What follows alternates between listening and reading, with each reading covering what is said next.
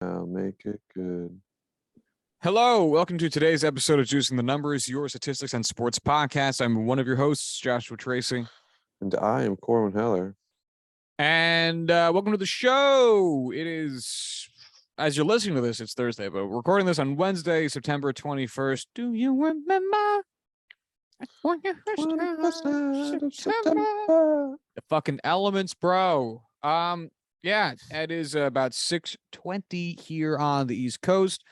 We are recording this in a mad dash to get this done before the Yankees game starts so that I can, and if Corwin so chooses, he can also witness history as Aaron Judge is going for the a tying of the AL record in home runs. Since yesterday, in a dramatic ninth inning, or at least what would eventually become one of the following at bat for him, Aaron Judge knocked in his 60th home run of the year, which makes it the first 60 home run season since 2001. Who did it then? Fuck you. Big Barry. Big Barry. Yeah, when Barry Bonds knocked in a casual, no big deal 73. That's it. He has a towering 20 home run lead over the number 2 guy in home runs, which in this instance right now is National League's Kyle Schwarber, sitting at 40. And a year where offense is down as a whole, which also just makes this look stupid. Really, really stupid. Corwin, you know, we've been talking all year about how he's been on pace to break the record. And it's one of those things where it's like, yeah, and the Yankees were on pace to win 120 something games. Like, life happens. People get hurt and miss 2 weeks of the season, and that's enough for it to not happen. But Judge was healthy all year. And his worst stretch, I know we looked into it the other day, but I think his worst stretch of hitting was 10 games without hitting a home run. I think that was about it. I mean, this has been, he leads all of baseball in runs scored, home runs, RBIs, on base, slugging, OPS plus, total bases, and leads the American League in walks and batting average. So, oh yeah, he's also positioned for the Triple Crown. That his 60th home run of the season put him in position to be the Triple Crown winner. That's the hit that did it. Is it so? I know for home runs and RBI, he's got a sizable chunk. I don't expect anyone to touch him. Where is he for batting average? So as we discussed just a couple, I think actually last episode, since we missed the Monday episode because with the NFL season, it's a little bit harder. But he was 3 spots back. It was Luis Arias, Xander Bogaerts, and then our boy, Aaron Judge. He is currently 1 point above Bogaerts and 2 points above Arias. So we're talking the difference of 1 game's worth of hits. That's really close. Right. Now, that, I mean, that's really what it really comes down to is can Judge maintain, but now we're talking about maintaining for literally just 2 weeks. We're not talking about maintaining for a month, 2 months, 3 months. We're talking about 15 baseball games. Can Aaron Judge maintain the hits quantity clip that he's been at, not even the home run clip, since he's been batting, I think, like 378 since the All-Star game. I think he's batting close to 500 this month. I have to try to look that up again. But yeah, I mean, this is one of the stupidest months of baseball I've ever witnessed from an individual player. This is disgusting. This is gross. Yeah, he's batting. Sorry, just real quick. He's batting 475 in the month of September. That is his average.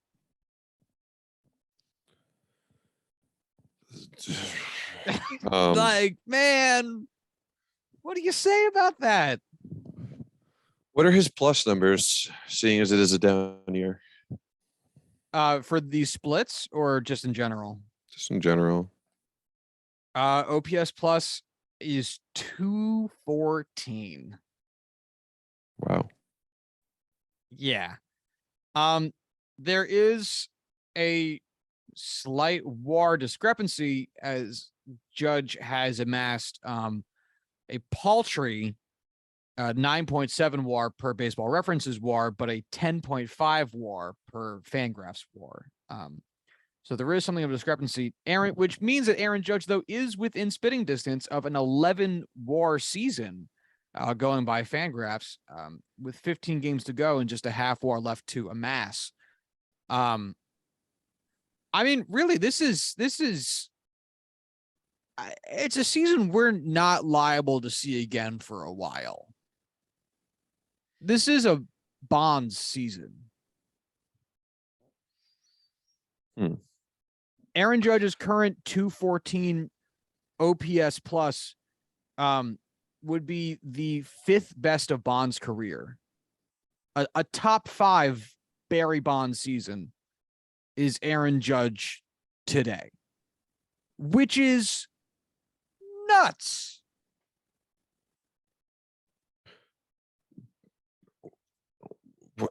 Can you repeat that?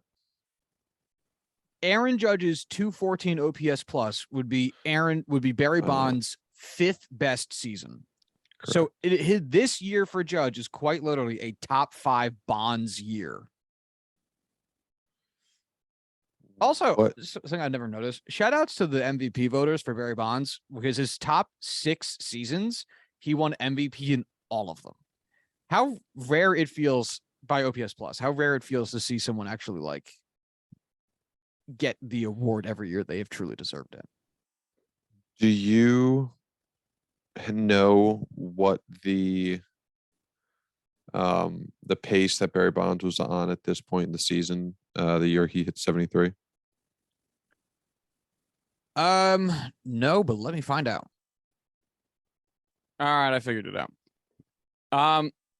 Barry Bonds, through his first 143 games of the 2001 season, had 67 home runs.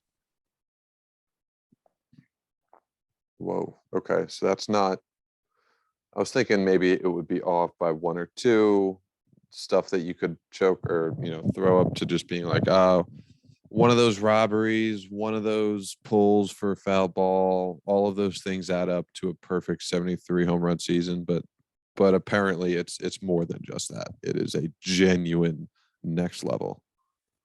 Yeah. I mean, that means for the last 9 games of Barry Bonds' 2001 campaign, the last probably, I'll go ahead and extrapolate out also relatively 15 games of the team season, since Bonds only played 153 games of the year, and Aaron Judge will probably be playing about the same number of games, maybe slightly more.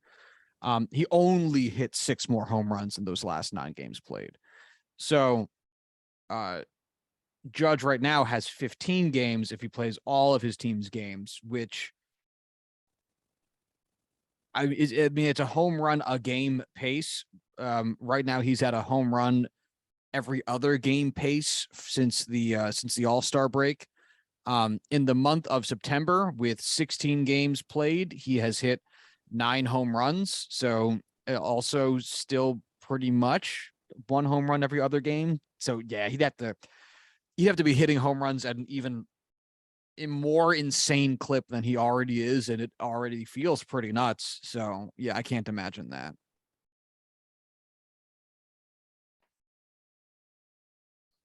But I mean, all right. So I hate to bring this up every time we talk about a Judge achievement, but at this point, where we are now, Judge has to be your MVP too, right? This is one of the best offensive seasons a position player has ever had, and very likely the best of our lifetime.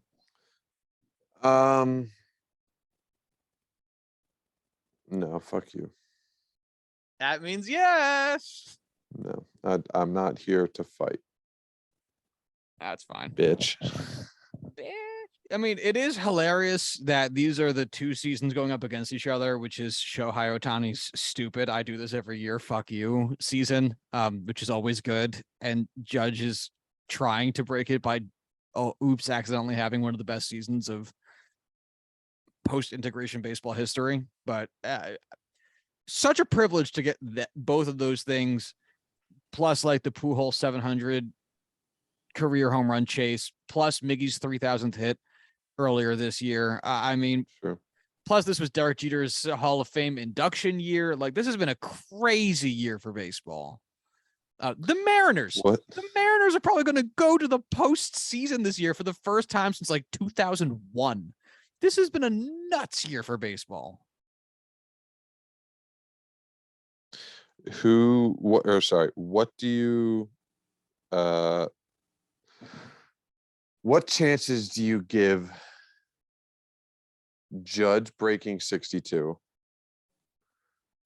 Pujols breaking 700, or neither breaking either? I say both break within the next week. I mean, we're talking for both of them, we're talking one really good game. Judge hitting 62 home runs would require him, he could do it tonight with just a 2 home run game, which he's had 12 of this year alone. So yeah, he could absolutely do it. And then for Pujols, he's at 699, 698, 698. So yeah, he is also a 2 home run game away, of which he has had certainly less, but has still had plenty of well, not plenty of, he's had a couple of this year. Let me just see real quick. He has had 3 multi-home run games this season. This 45-year-old degenerate man. No, he is younger than that. He's 42 and a very nice guy from all accounts. Frankly, if you didn't correct yourself, I don't know how many people would have noticed. That's the thing. I made the age too close to his actual age in my joking, but like he's done it 3 other times this year. To say that he couldn't do it one more time, he certainly can. So I say, well, now what would be amazing? Could you imagine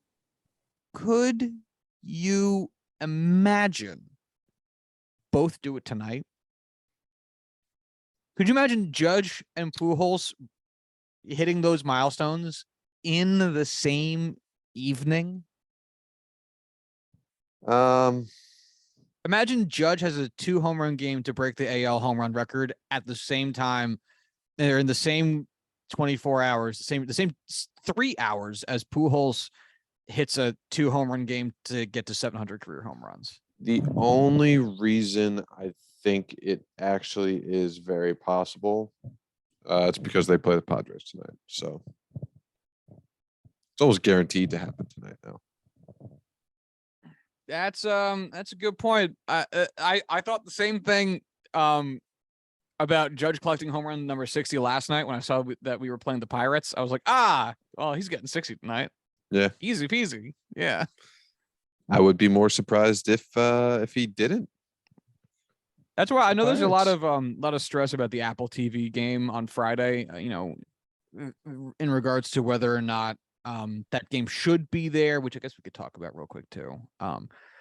Because what if he breaks the home run record that night? But I'm looking at this Yankees team playing the Pirates tonight. Like, ooh, baby, I don't think we have to worry. I don't think we have to think that far down the road. This is clearly not something we need to plan for. Like, how you look at the beginning of the season, or at least, Albert Pujols, maybe he has a chance to break 700. When do you think he'll be able to do it? Let's try and get tickets around then and see if we do it. No, we're past that point. It's you buy tickets tonight. Yeah.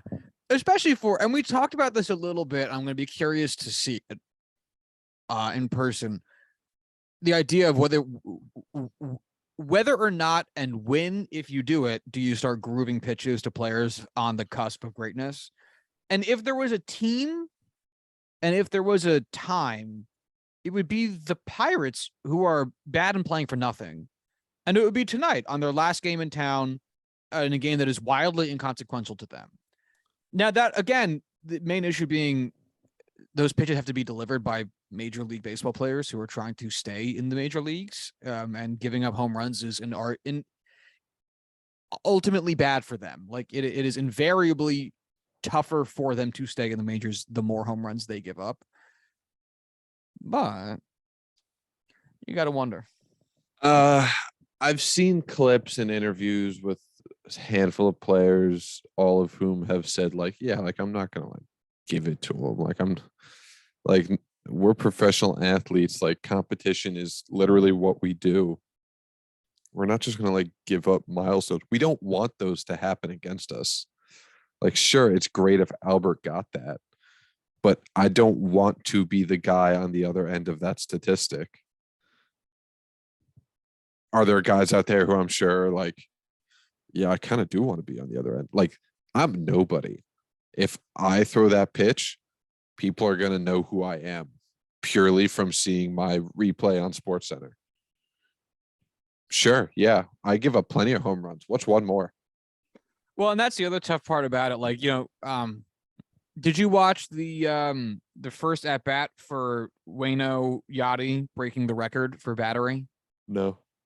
The first at bat against the Brewers was against Christian Yelich, and Yelich not only did not take the bat off of his shoulder, he made no attempts to pretend like he was going to do anything in that at bat and let himself get struck out. And it was very, very nice. But the thing to consider is, one, it is so much easier to tell that someone has no intention of swinging than it is to tell that a pitcher is grooving a pitch. Because even to groove a pitch in today's baseball means that you're throwing that pitch 90, 92 down the gut, which is a strike, which is not necessarily what you're supposed to do, but looks enough like what you're supposed to do that you're probably not going to get credit for being a good guy for doing it from most fans. Right. Like there is a 1, 2, 3% difference from where that pitch is versus where it would supposed to be versus a guy standing there not moving when the act of swinging is a very noticeable affair. And just to compound on that, Christian Yelich, and that's what we love, baby. Christian Yelich has struck out 146 times this year, which isn't even like a lot in today's baseball either. Like it's a good number, but those are just starting player numbers at this point. Right. So, I mean, I could find for you the number of home runs the person in MLB who was allowed the most home runs has given up. But I can tell you right off the fucking bat, nowhere near 146, which means that act of, that chivalrous act of allowing yourself to get struck out also has, it's like getting a parking ticket when you're a regular guy versus a millionaire. Right. A parking ticket when you have no money and you're a college student or you're working a minimum wage job, that 35 to $80 could be a whole bunch of money. If you're a millionaire, that shit's nothing. Yeah, no.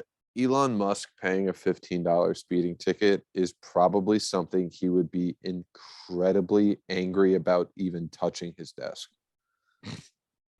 The time he loses from someone saying, hey, you got a parking ticket is already a significant loss of money that eclipses the number of the parking ticket. By the way, for reference, John Gray, 37. Starting pitcher. Yeah. 37? Trying to suck any dick on the way to the parking lot. John Gray. Hey, get back here. If you don't understand the reference, you're a bad. You have not embraced New Jersey culture enough. It took me a solid couple of seconds to get what you were trying to say. 36. 36? Does that include me? 37. 37? Sorry. You were saying? Really 37? He's 30. No. John Gray has allowed 37 home runs. Oh, I heard you say John Gray 37 and was yes, like, for the number there's of home no runs fucking allowed. way John Gray is 37. Like John Gray's 54. He's actually sorry. a RP Also, member. It's not John Gray. I completely glossed over the team name after the initial. It's Josiah Gray of Washington, not John Gray of Texas. So I was wrong on like multiple fronts. I don't know who Josiah Gray is. He was one of the pieces that got sent over in the Max Scherzer Trey Turner trade. So a useless person. That was really mean. I don't. Yes. I think he will improve, but it is looking rough so far. Anywho. Yeah, the fact that the Yankees game is staying on Apple TV Plus, who the fuck cares? It's unfortunate if you're a guy like Michael Kay who spent your entire career broadcasting the Yankees. You grew up a Yankees fan. You got the opportunity to be a beat writer covering the Yankees. Then you got the chance to do play-by-play on the radio for the Yankees, and now you do play-by-play for the Yankees on TV, on the Yankees-owned TV network.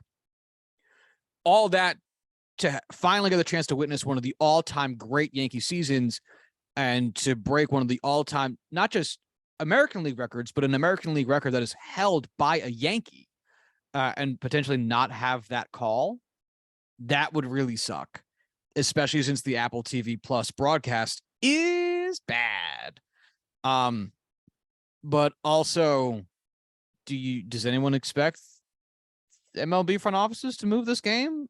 Does anyone expect MLB front offices to go against the interest of money? No.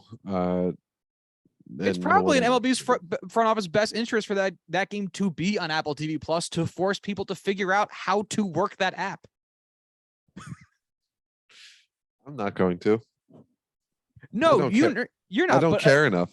But a 65-year-old Yankees fan who desperately wants to see Judge hit that game, who's been indignant about not downloading the app, is probably going to force themselves to figure it the fuck out if they want to see that home run get hit.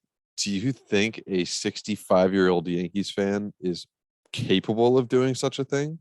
But that's what I'm saying. I think they would force themselves to call that child that they have that does not particularly like them very much to help figure out how to work the smart TV that they bought them that one year for Christmas and they never really bothered to learn very much, so that he can watch that game and then never talk to this child again.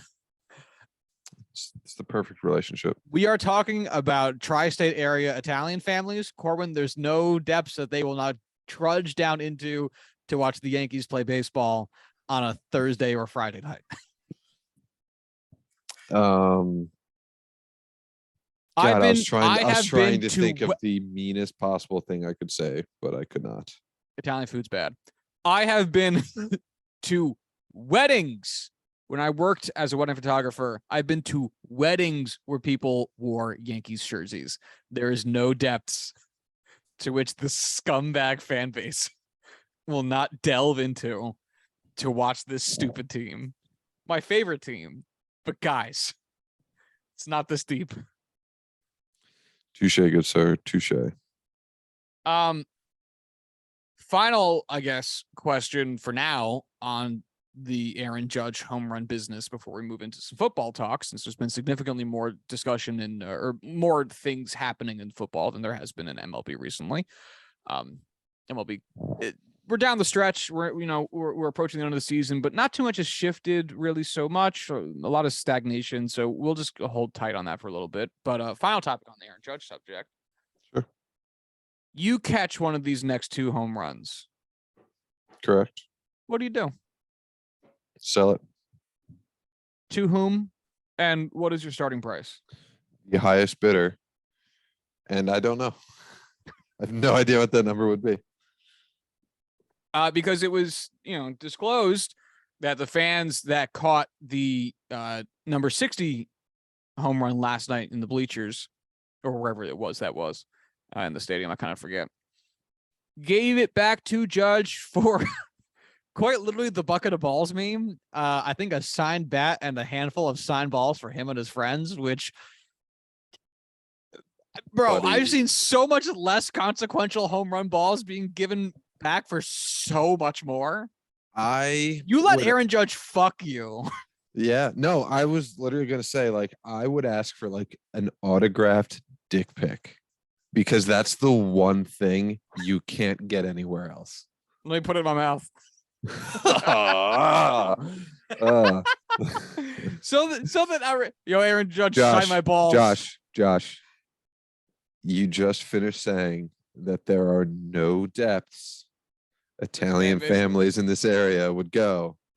So then Judge slided that big piscadillo straight down my fucking gullet. Madon. How long do you think the line would be outside Yankee Stadium for fans to get free access into the outfield bleachers? But the entry requirements were chortling on Hal Steinbrenner's balls until completion. Oh, it's Hal's ball. You think Hal has that many loads in him? Hal seems like the kind of guy who's very experienced in just letting loose multiple times. I think it's a pretty long fucking line. Do you think it reaches McDonald's? I think it wraps around McDonald's. And you know what? I bet it's a lot of straight dudes who are like, fuck it, bro. It's my goddamn Yankees. I'm a bleacher creature. I've been a bleacher creature since 1983. I'm not missing a fucking game. Gotta suck some old man balls. I've done worse for a fix back in 82. All right? I do what I gotta do. I'm a bleacher creature. Emphasis on the creature, buddy. I am disgusted. Put stuff in your ass and put stuff in your nose. I mean, you know how it goes.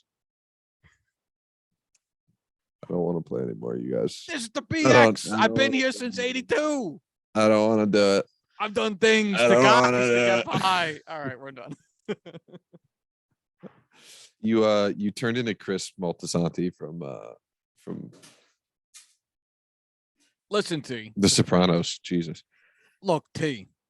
They got the owner down there offering people to suck his balls for tickets to the game. And why people are doing it when you can buy them on StubHub, I don't know. But they're doing it, T. Yeah, I would I would offer it back to Judge at a discount. But that's still I'm starting at a mill. Wow, that's a lot of money. I don't think Aaron Judge pays $1 million for that baseball. All right, then he doesn't have to. Because you know what? Some fucking moron spent how much money? How much money did that guy spend on Tom? You know why? You know why he wouldn't spend $1 million on it? Because it's not number 62. But it is 60. Right, but he's gonna hit 4 more. Well, who? Forget it then. Number 62. 62 I catch. The ultimate ball. The 62 final ball. I catch. I'll offer back to Meta because you know what? If I put that shit over to auction, if I take that shit down to Sotheby's, that shit's gonna sell. I mean, we see baseball cards that tie back to nothing getting sold for $8, $10, $12 million a clip, just because they're old. They're not even. It's not even like the Honus Wagner baseball card, which was slid between the ass cheeks of Honus Wagner as he rounded third base in his best season. Like, no, it's just here's a baseball card that's very old, and there's Honus Wagner. I mean, if we're talking the home run ball that Aaron Judge hits to break the AL record in today's economy, you're probably getting another good 10, 20 mil for that shit.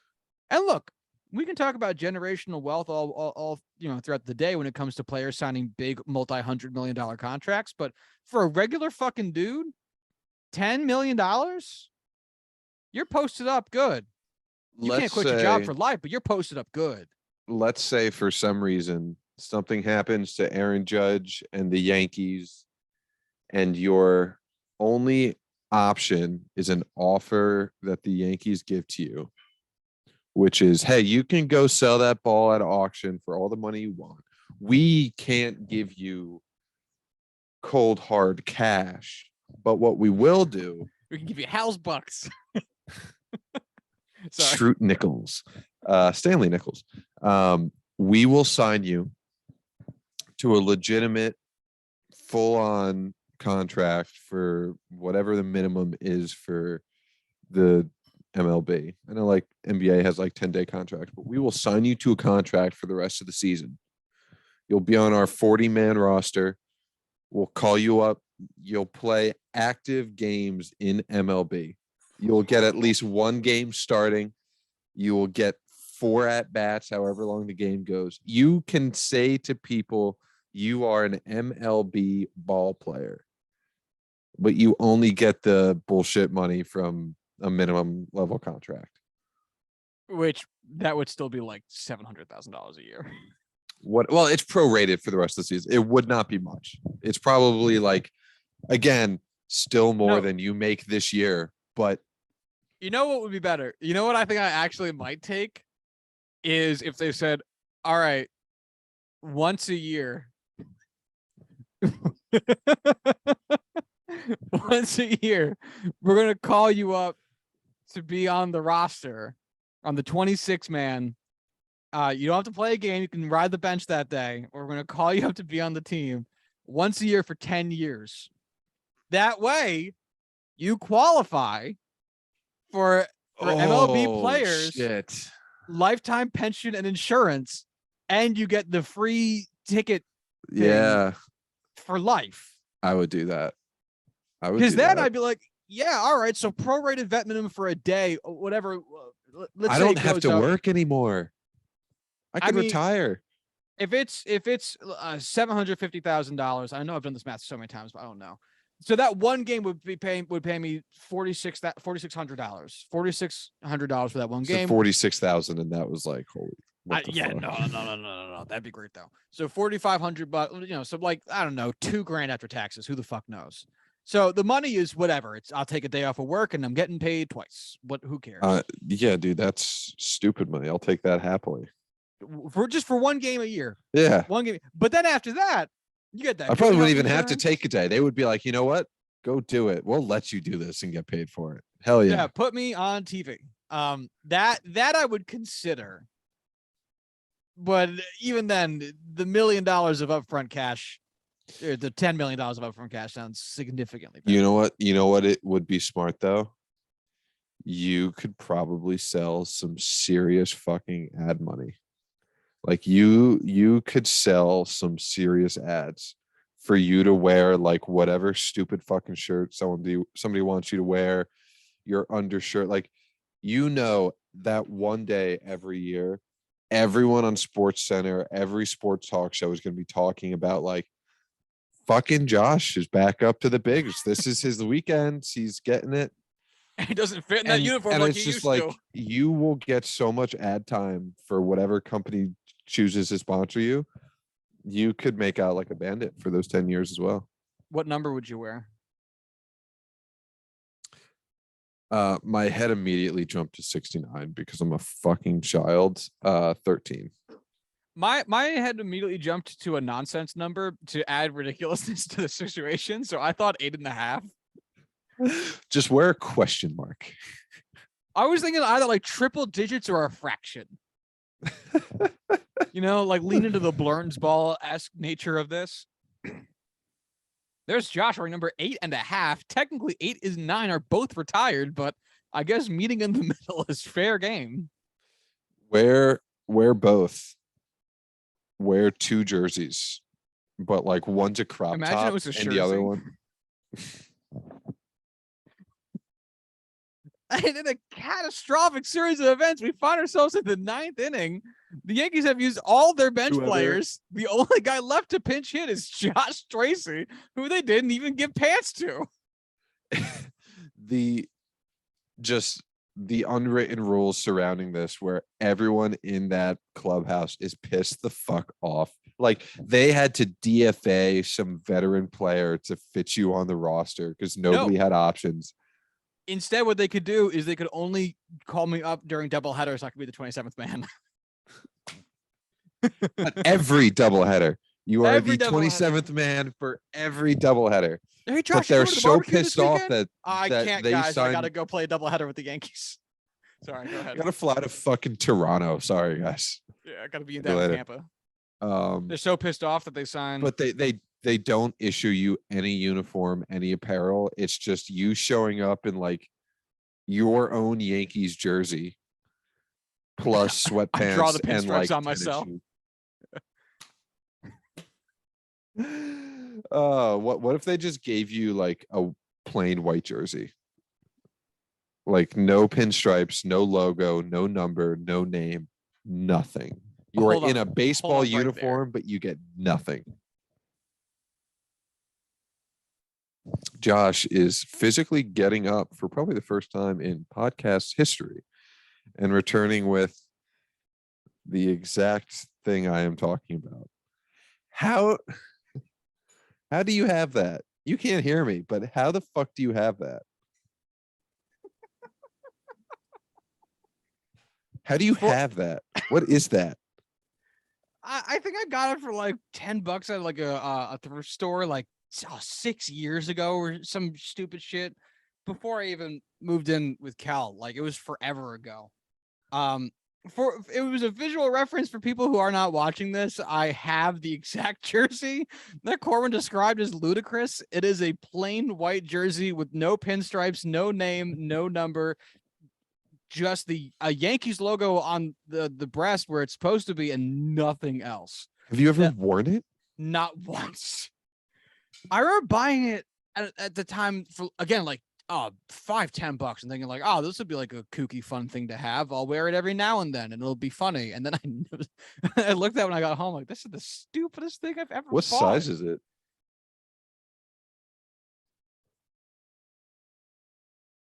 Large. And it's majestic too. Like it is made by the former provider of MLB jerseys, Majestic. Like it's a real jersey. If I fit in it, I would buy it off you. I will give it to you. I will give it to you Sold. for no money. Sold. Oh, speaking of Josh, since I know nobody listens to this podcast, I figured I'll just tell you this now. I did look into your birthday gift. The eBay seller canceled it. And I just deleted I just never read the email. It's like, yeah, I'm not sending that. Oh, I was going to say, I thought you meant you looked inside the gift I gave you for your birthday. And I was canceled. I was like, what the fuck are you talking about? Inside the cooler was Fox News. They canceled me. It's Alex Jones in a little tube canceling me. Honestly, if I opened something up and it was just a miniature Alex Jones, I would be like, oh, this seems accurate. This seems right. This is how I should discover Alex Jones. It only makes sense. You know, it's funny because we had so little to talk about today that I was like, it'll be nice and easy. We'll talk about both things. And now I almost what was the other thing?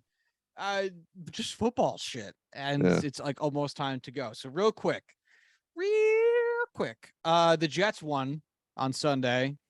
Startling fashion. 31-30 against the Browns. Corwin Heller, did you watch the game?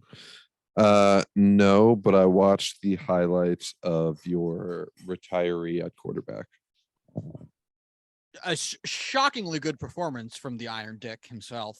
Mm-hmm.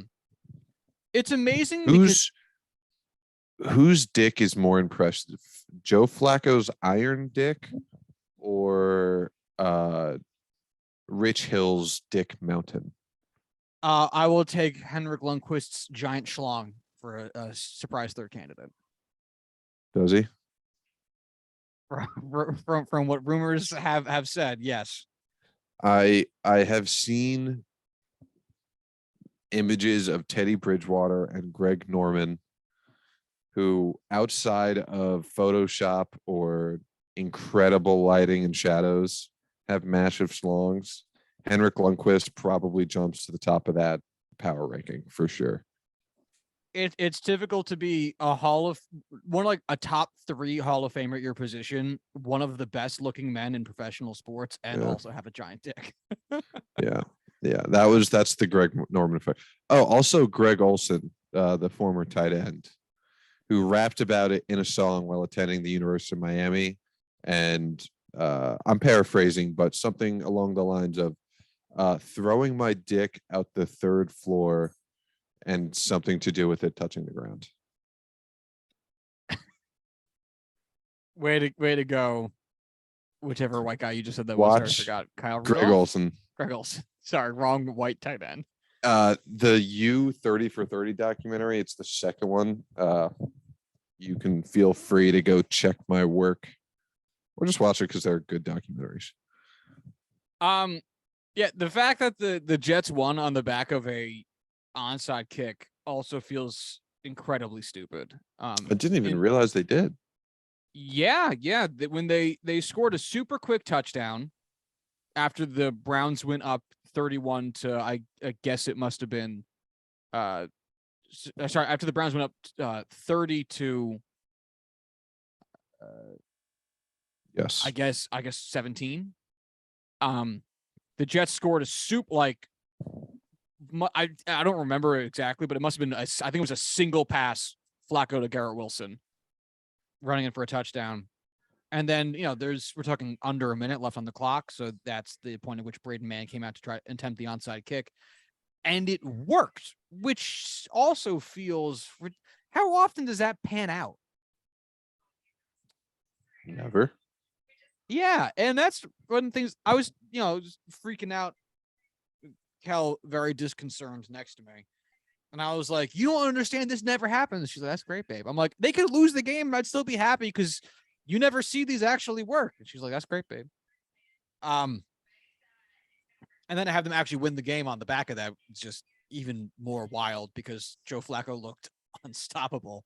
But that's one of the funny things about the Browns is the Browns, despite how good they get, how much hype they get, they turn in one of these performances every now and then, oftentimes against the Jets, where you're like, oh, are you even a team? Because this is bad.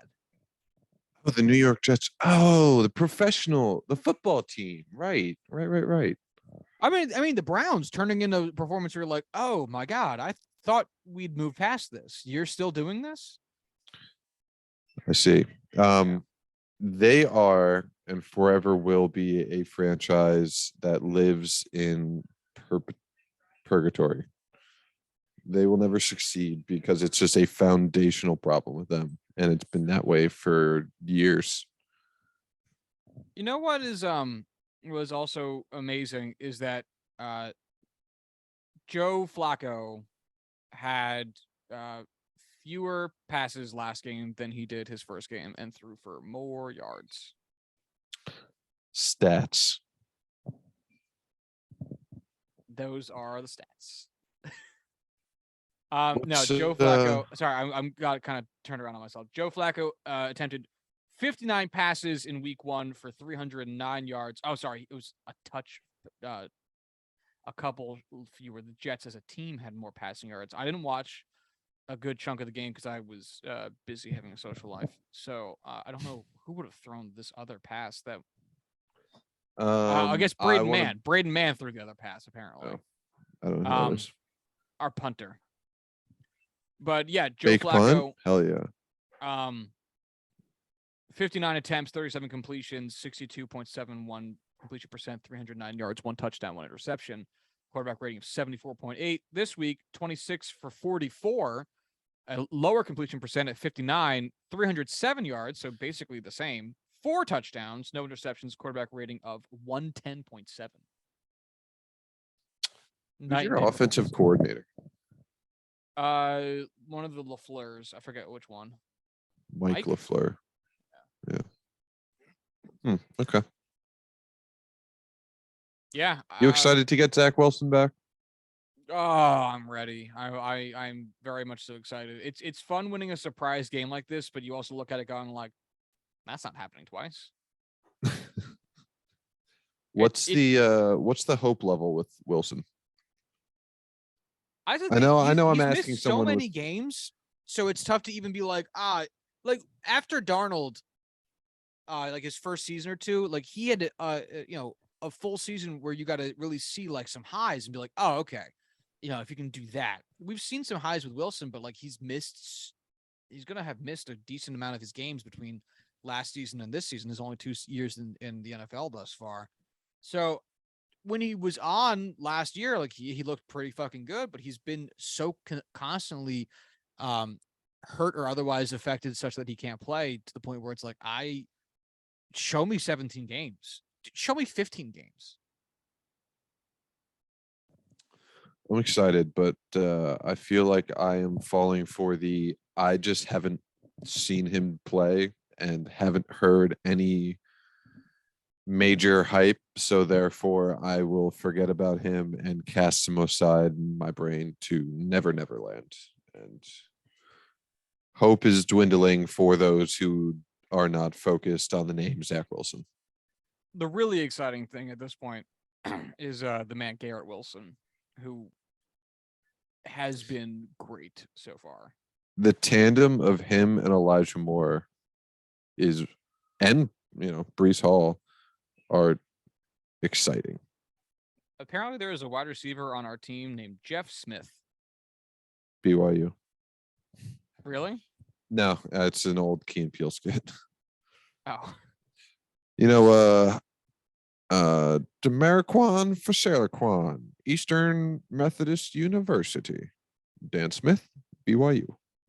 Oh yeah, Jeff Smith. First off, black. You wouldn't expect that. Also been on the team for 4 years, and I have no idea who this is.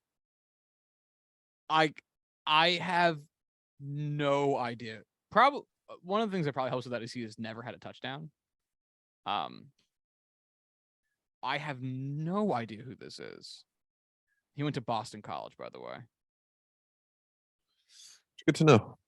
Yeah. If you're a wide receiver coming from Boston College, I'm never gonna know who you are. Fuck out of here. How about your Steelers? How do they do? Play the Patriots. The defense looked strong, but clearly not at that elite tier 1 level without TJ Watt having to play a very different defensive scheme.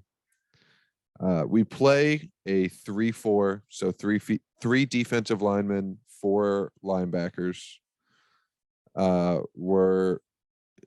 That's the standard. We usually play in a 3-3-5. So 3 D linemen, 3 linebackers, 5 defensive backs. We ended up playing like a 5-2-5, something fucking stupid. Like one outside linebacker at all and just throwing a bunch of massive D linemen because we just don't have any depth at pass rusher. So none of those numbers made sense, but it wasn't a happy sight. And then the offense came on the field, and any hope that you had left just quickly was extinguished. How is your hope meter vis-a-vis fucking Mitchell Trubisky? Quickly dwindling. I had a lot of hope going in. I was a full supporter. I had hope that the man was able to finally feel comfortable and succeed with good play calling and good weapons around him. And I didn't realize that players who were drafted out of the fucking Carolina School of the Blind were allowed to play in the NFL. He knows where the ball is supposed to go when they call the play, and that's going to be the guy he throws it to, no matter what. It's so interesting because this is one of so far for these first 2 games is one of the highest seasons he has in intended air yards per pass attempt. 7.9 yards puts it right behind his 8-yard average per pass attempt in 2019, and then his rookie year was 8.8 yards intended air yards per pass attempt. Completed though, it's the second worst of his career. Yeah, he's not 5 flat. That is just behind the fistful of games he had last year in Buffalo, which was his worst season, 4.3. 5 completed air yards per completion, which that's just not going to cut it.